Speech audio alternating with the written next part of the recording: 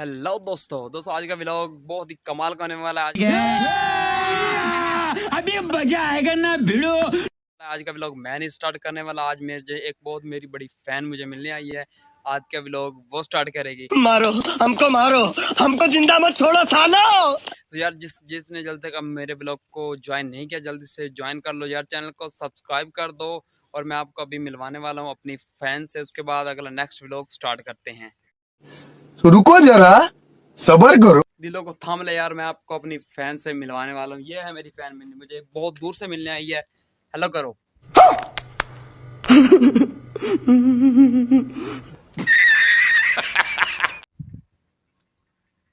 ये है मेरी फैन।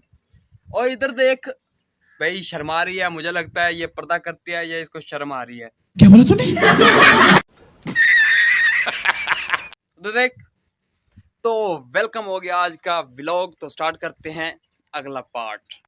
अरे भाई ये देखें, ये भी मेरा व्लॉग देख रही है। ये इसने मेरे व्लॉग को ज्वाइन कर लिया है।